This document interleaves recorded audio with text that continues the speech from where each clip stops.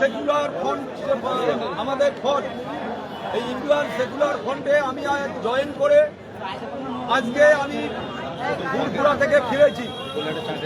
তাই আজকে না বলে হাজারে হাজারে মানুষ, রাস্তাঘাট সমস্ত বিকল হয়ে গেছে, মানুষ দাঁড়াবার জায়গা পাচ্ছে না, হাজারে হাজারে মানুষ, কিন্তু আমরা সেইভাবে খবর দেয়নি। আমি যদি খবর দিতাম এখানে 20-30 হাজার মানুষের সমাবেশ।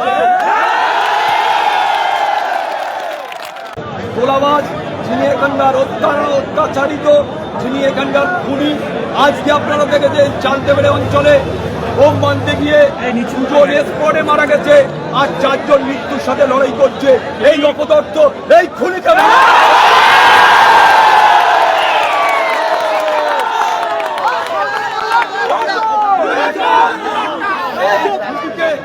ভাঙড় থেকে হটাতে হবে। ভাইকে লক্ষ্যদিন ভোটে ভাঙড় থেকে আমরা এবারে জেতাতে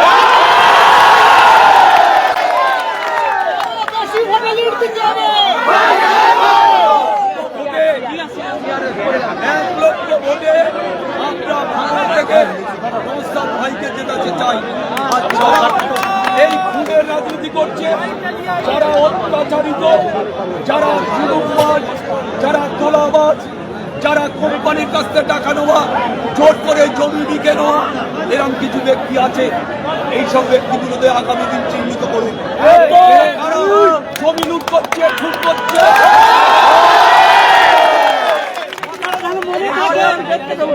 এইসব লুট দাঁড়িয়ে আমরা আগামী দিনে নওশাদ সাহেব আর আমি থানার সাথে কথা বলবো।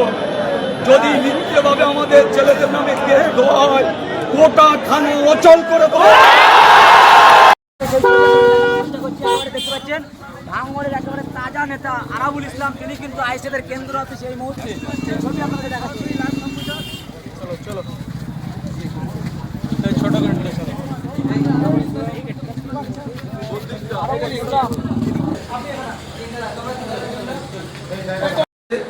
তাও সেটা কোথায়? ক্যানিং হসপিটাল, ক্যানিং এ ওই যে জায়গাটা কি ঝোড়র মোড়ে ক্যানিং এ ঝোড়র মোড়ে শওকত মোল্লার নিজস্ব জায়গা, সেখানে 4 জন ভর্তি আছে। কারোর পা চলে গেছে, কারোর হাত চলে গিয়েছে, তারাও 4 জন মৃত্যুর সাথে লড়াই করছে, যে কোনো সময় মারা যেতে পারে। আজকে এই ধরনের চক্রান্ত, এই ধরনের অত্যাচার, আমি সেই কারণে আমি বসে থাকতে পারিনি, যে আমি বসে থাকতে পারিনি। তারপরে আমি সিদ্ধান্ত নিয়েছি যে আমি আইএসএফটা করব।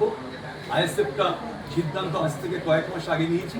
তারপরে পরপর প্রসেস চলতে আলোচনা করতে আজকে আমি দলে জয়েন করলাম। আমি শুধু একটাই কথা, যে 2 জন পীরজাদা, যাদের নেতৃত্বে গোটা রাজ্য কেঁপে উঠেছে, আজকে যাদের নেতৃত্বের প্রতি বাংলার মানুষ আস্থা রাখছে, আমি সেরকম একজন ব্যক্তি, সেরকম নেতৃত্বের হাতে হাত দিয়ে আজকে এই দলে আমি অংশগ্রহণ করলাম। এটা আমার গর্ব।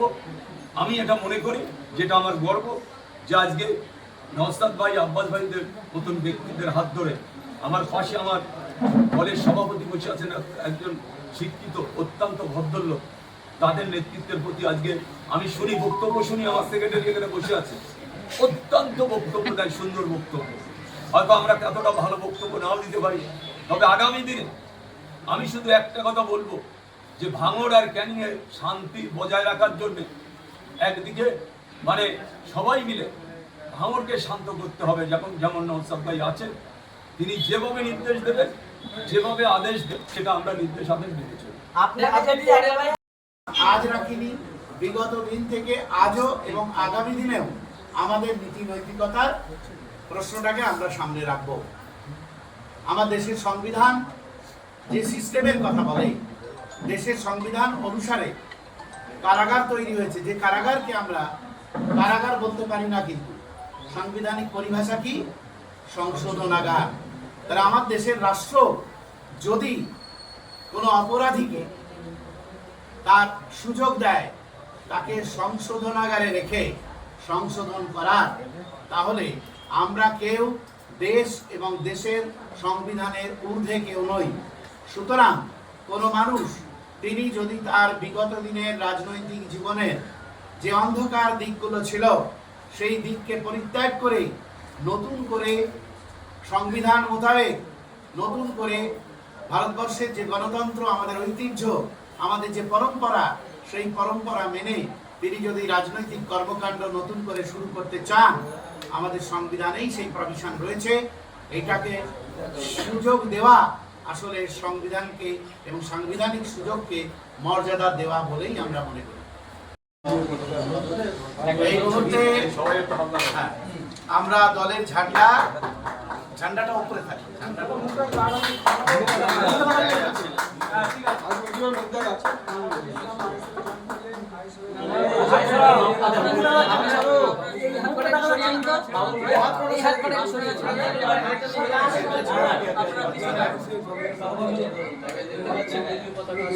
ছেলেদের হাতে তুলে দেবে।